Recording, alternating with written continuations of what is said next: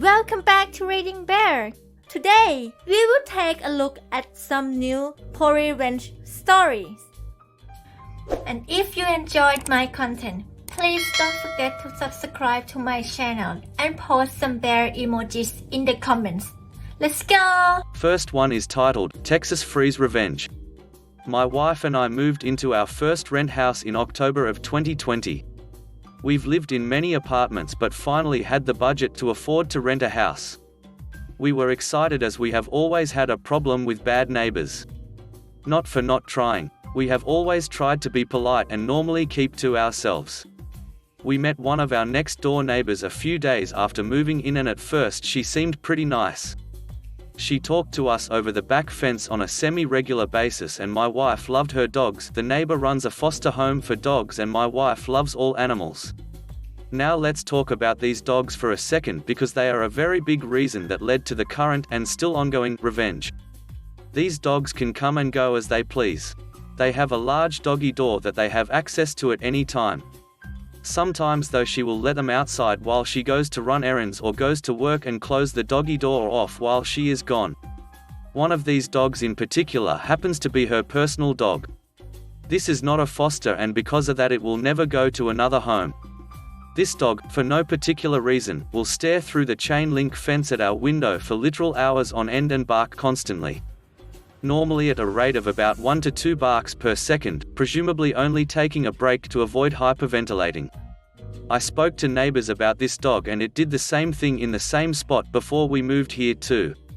Now, remember when I said she lets the dogs out and leaves them out while she is at work? She works nights. This dog will stand outside our window and bark endless most nights and most of the night. The latest he has been at it that we have experienced is 1:30 a.m. After a month or two of this we got fed up and decided to talk to the neighbor about the dog. We had barely started the conversation when she scoffed and said, "There is nothing I can do." She then quickly retreated back inside. Oddly enough we have gotten used to the noise as it is now late February and we chose not to bother her about it again. My wife and I aren't a fan of conflict. However, ever since then she refuses to even acknowledge we exist. I try to say hi occasionally if I catch her when she comes home and she just flat out ignores it. I ask her how her day is going when she lets her dog out back, still nothing. She just goes back inside and shuts the door. As you know, Texas had a bit of a deep freeze situation happen recently. Surprise, I live in Texas. Well, we live in a small town so when things like that happen here the whole town basically shuts down. In Texas, this doesn't happen often and when it does it is normally for a day or two and then it all melts away and the town reopens. This time was different. The town went 7 days not only shut down, but with no power. My wife and I had ordered some dog food to be delivered the Thursday before and didn't realize how bad things were going to be.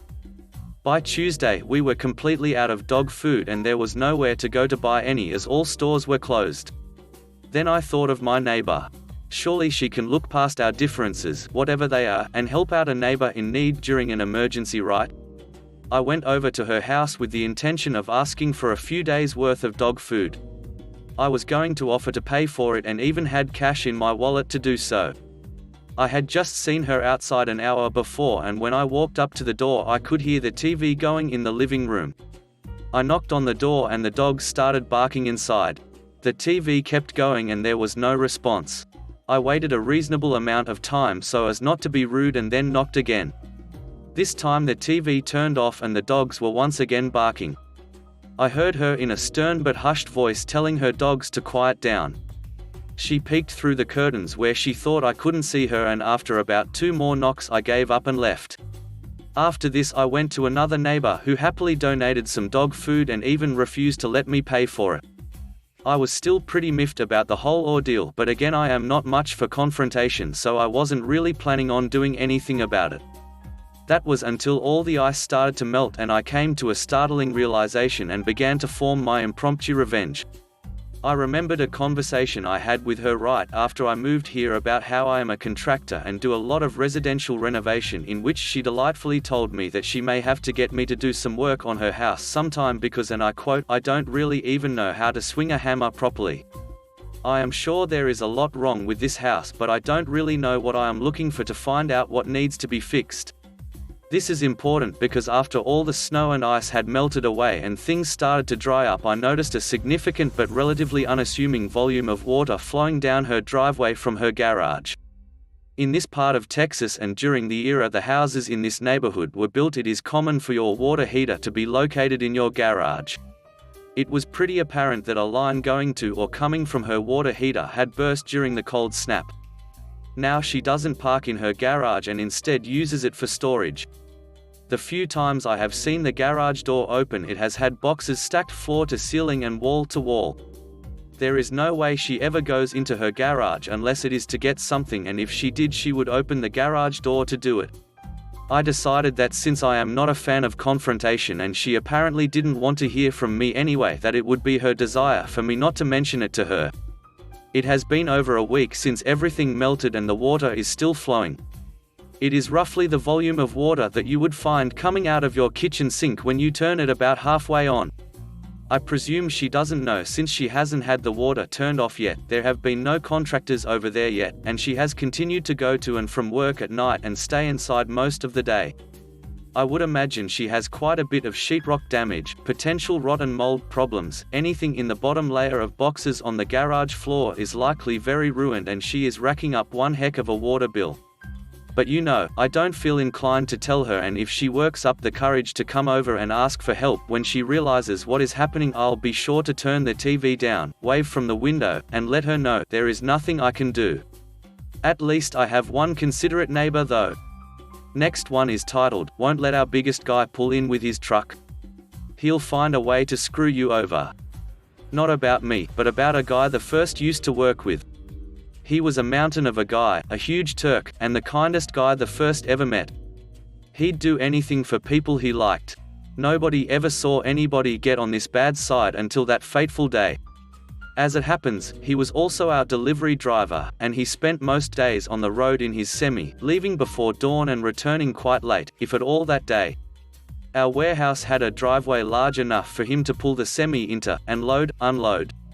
The supermarket next door decided to do some renovations, and expand. When they started construction, they started tearing out their brick parking lot, and getting close to tearing out our driveway. Boss runs out, tells them where our property line is, and is assured they won't cross onto our property. Everybody goes back inside, nobody worries, until there's suddenly a raging bear Turk standing in the break room, shouting about how the driveway has been torn up and he can't get his lorry in. We go out, and indeed, the driveway is half missing, and there's a concrete building foundation poured in. Construction workers are nowhere in sight. Boss sends the supermarket manager an email message, and everybody goes home. The next day, we arrived to the site of very angry construction workers. Apparently, the delivery driver went back in the middle of the night with some bolt cutters, liberated about 30 of their shopping carts, and stuck them into the drying concrete in various comical positions. Overnight, the concrete hardened, and the carts became quite difficult to remove. Construction crew brings in the jackhammers, and 4 days later, most of the concrete is gone, and they start preparing for another pour, this time leaving our driveway intact. Foundation comes out fine, everything is looking good. At that time, my boss shows up with the announcement that he had a survey done, and while they didn't tear open our driveway the second time, they were still closer to our property line than allowed, and he'd already filed a complaint to get the concrete removed. Took them another week of jackhammering to get it out.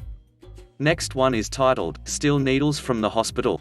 Get $2,000 less on your paycheck." Some background: I work in the military as a medic and live in the barracks. All the personnel living in my barracks work at the hospital as medics too. The way our barracks room is set up, there are 2 rooms that house 1 person each and a small, shared common space with 1 bathroom. Since the pandemic, the CO, commanding officer of the base, had people living in the barracks to double up to make room to quarantine those who are from the ships. So now each room had 2 people, a total of 4 people sharing a tiny common space. I didn't have to move rooms, but someone moved into mine, so I had to make space. We'll call her Sally. The room was already small, so cramming another person was less than ideal, but there's nothing we can do. I was also a minimalist, so I was able to give Sally more than half my living space and allowed her to hang up any artwork or photos to make it more comfortable for her. I also had an extra mattress foam topper that I gave her because the beds are awful. At first, I thought she was okay. I laid out my rules clearly because I've had troubling roommates before. My rules were simple. 1. Don't have people over or throw barracks parties in my room because, you know, social distancing, and I still have valuables and I don't know her friends. 2. Be clean, and 3. If I do something you don't like, tell me right away. No passive-aggressive crap, and I'll do the same. She seemed to be okay with the rules, but boy was I wrong.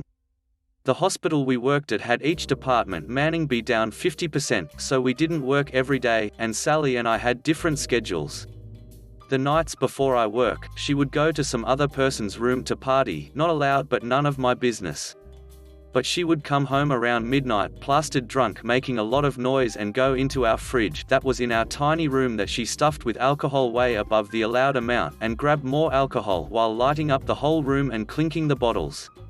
She'd leave and then come back again around 3 a.m. making even more noise, and before she goes to bed, she would play the TV full volume and light up the whole room or have her Alexa blast heavy bass music that shook the room. This would happen nearly every night. I already have insomnia and have mental problems, and not sleeping wasn't helping. I've confronted her about it, and she said okay, but she didn't change. I've talked to my chain of command, and they couldn't do anything because rooms are limited, but they offered to talk to her chain. We work in different departments. The other 2 roommates in the other room even told her to keep the noise down at night, and one even called her out for being stupid and selfish. Sally didn't care. I ended up buying a $300 noise-cancelling headset to drown out her bass and other ruckus. Thank you, Bose. Things got worse when I was put on night shift. I'd sleep throughout the day, and my shifts were 12 to 14 hours, so I was exhausted when I got home. Thankfully, she stayed out most of the day, so I was able to sleep. But when I would come home, I would clean up after her before I would sleep. Trash was everywhere. I'd vacuum, and I even bought her a small drawer so she has more storage. One day after work, I came home and I couldn't find my new headset. In the middle of looking for them, Sally came home for lunch and I asked her where they were. She found them on her bedpost. I asked why they were there. Sally: oh, they fell from the side table so they moved them. Me: this is when she knew she ducked up. Sally: yeah, I had a few people over last night. Me, trying to be calm: why did you have people over last night? I told you that I wasn't comfortable with that because I don't know your friends. These are expensive headphones. Sally: I know, I apologize. They were just trying to move them out of the way. Me: another thing, I left my headset on my bed. Why would they be in the way? Sally: she knew she ducked up again. Me: don't have people on my bed. And I don't care if you party somewhere else, just don't do it here. After she left, I let my chain know what happened and that I'm not comfortable sleeping in my own bed. The chain is trying to help, but moving me is still low priority. You know, since we're in the middle of a pandemic and all. Fast forward a few days, I come home from work and I noticed my bed was messed up. I smelled my covers and noticed someone else's smell. I immediately washed my sheets and told my chain again. I work again that same night and was now going to lose some shut-eye because I have to wash my stuff. I confronted her again and she half apologized. I knew that no matter what I say, she is still going to do what she wants. Since I've been working nights, she's been blasting her bass all throughout the night, and not only can the other 2 roommates hear her and have asked her to turn it down, the 4 people living directly below us can hear her and have asked her to turn it down. She would say okay to everyone but continued to do what she wanted. Finally, someone filed a noise complaint about her to her chain. Sally came home crying saying, I can't sleep with headphones because I move a lot in my sleep and they will come off, and I need the bass because it helps me sleep, and my favorite one to the other 2 roommates, I leave the deadbolt open on my door so you can come in the room and tell Alexa to turn off when I sleep. I don't like having the door open, but I do it as a favor for you. She claimed to have been sexually assaulted during a room inspection and doesn't like having the door bolted open, but she is the only one that bolts the front door open too that leads to the hallway, so anyone can come in every night, but hey, you can choose to believe her or not. After that day, things were tense, but she turned the music down, but she still was a stupid drunk every other night and had people over. She tried to make me look like the bad roommate and she was a victim somehow, but I volunteer a lot and have a lot of friends throughout the hospital including her upper chain, so no one believed her. Finally, she did something that would get me away from her forever. I came home one night and saw trash as usual and started putting things away and cleaning up. There was a trash bag that wasn't there before I left. While putting her things away in her drawer, I saw a load of needles and gloves, about 13 to 15 syringe needles. I immediately messaged a friend who worked in her department and asked if they were allowed to bring home needles. He said no and that he was working duty last night at the hospital and Sally came in drunk at 8 p.m., literally 30 minutes after I left for work. The people working duty didn't know she was drunk at first and Sally asked if they can let her in her work area for something. One person didn't see why not and let her in without supervising her. This is when they suspect she snuck the needles. When they checked on her, they realized she was drunk and kicked her out. My friend advised me to make a video as evidence that it's hers because he was now liable to report the incident. As I was talking to my friend, I was still cleaning and as I was tossing trash in the trash bag, I saw so much bloody gauzes and uncapped needles in the plastic bag. Sharps have to be tossed in a sharps container and where I'm at, locals go through the trash and properly sort them and if a local were to get stuck by one of those needles the base would get in so much trouble. So I recorded that too. A roommate from the other room came home and I asked her if people were over the night before and she said yes, and I showed her the bag and drawer of needles and asked if she knew anything about it and she was just as shocked as I was.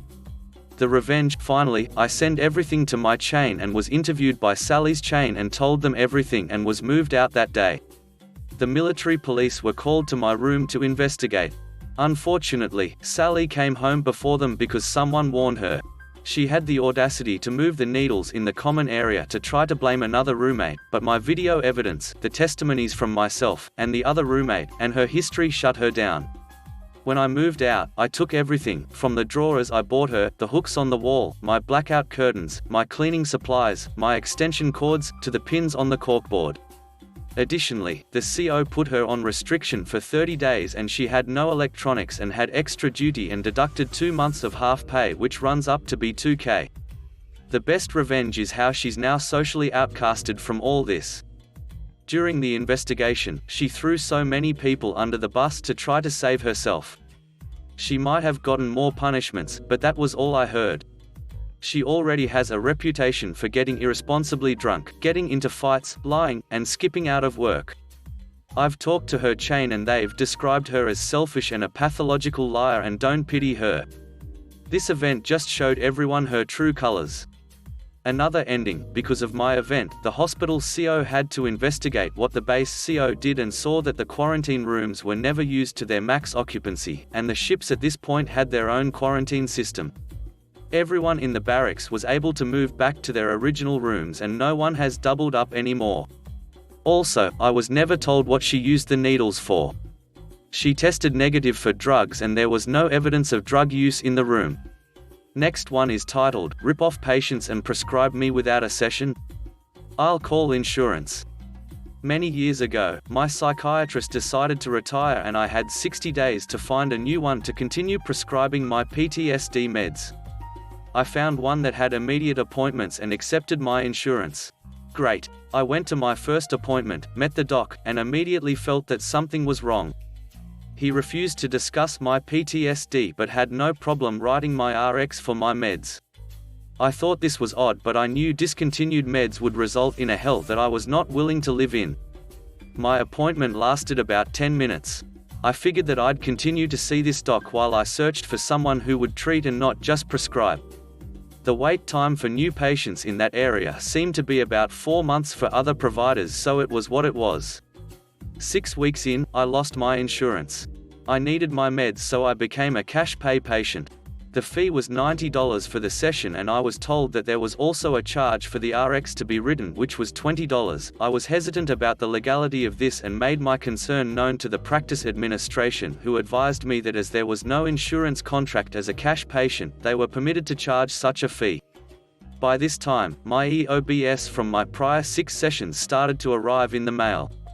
Note, this was before EMR, so everything was filed via paper and insurance companies had 30 days to pay the claim. I noticed that the description of the services was for a time frame of 45 to 60 minutes. BS. I called the prior insurance company and told them that this provider was not seeing me for that duration of time, and they opened up a case with their fraud department.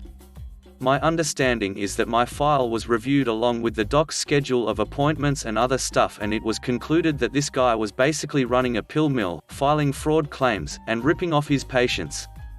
Months later, I got a reply from the insurance company that the provider's contract was terminated with the insurance company.